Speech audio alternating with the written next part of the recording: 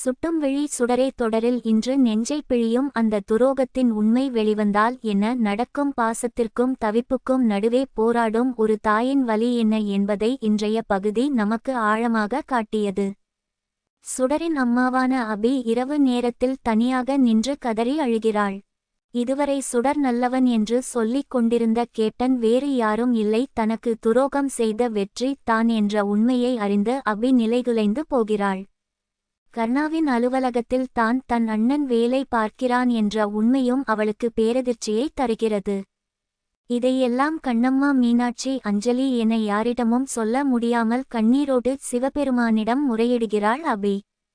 அந்த நேரத்தில் அங்கே வரும் சுடரிடம் இனிமேல் அந்த கேப்டனிடம் நீ பேசவே கூடாது என்று மிகவும் கண்டிப்புடன் சொல்கிறாள்.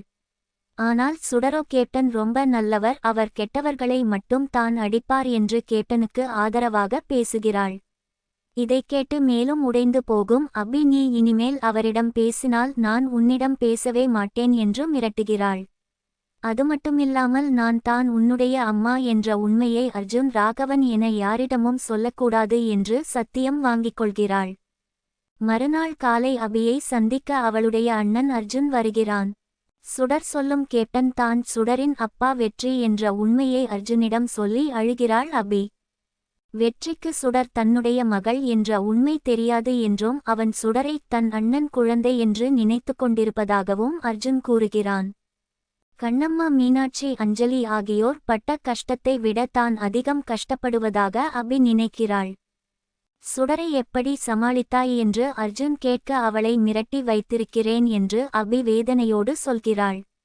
தனக்கு துரோகம் செய்த வெற்றிக்கு சுடர் அவனுடைய மகள் என்று தெரியவே கூடாது என்றும் பரோலில் வந்திருக்கும் அர்ஜுன் தனது நிரபராதித் தன்மையை நிரூபித்துவிட்டு தன்னை இங்கிருந்து வெகு தூரம் அழைத்துச் செல்ல வேண்டும் என்றும் அபி கண்ணீரோடு கெஞ்சுகிறாள். அர்ஜுன் அவளுக்கு ஆறுதல் கூறிவிட்டு அங்கிருந்து செல்கிறான்.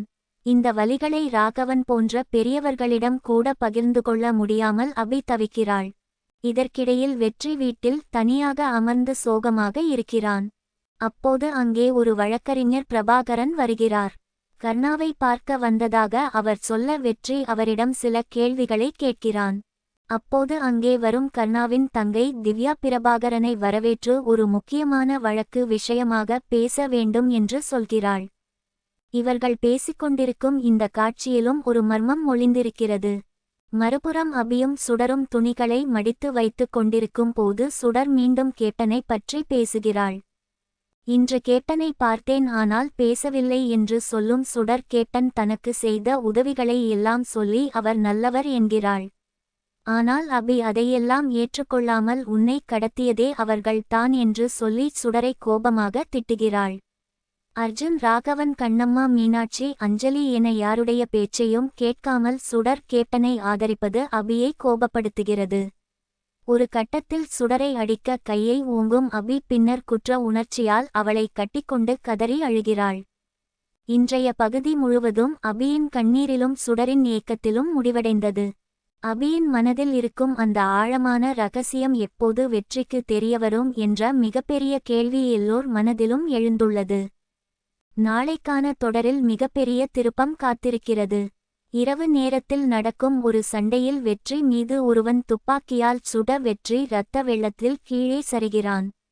வெற்றிக்கு என்ன ஆச்சு? அவனுடைய உயிருக்கு ஆபத்தா? சுடரின் அப்பா வெற்றி என்ற உண்மை அவனுக்கு தெரியாமலேயே போய்விடுமா? அபி தனது அண்ணன் அர்ஜுனை காப்பாற்றி சுடரை அழைத்துக்கொண்டு தப்பிச் செல்வாளா என்பதை பொறுத்திருந்து தான் பார்க்க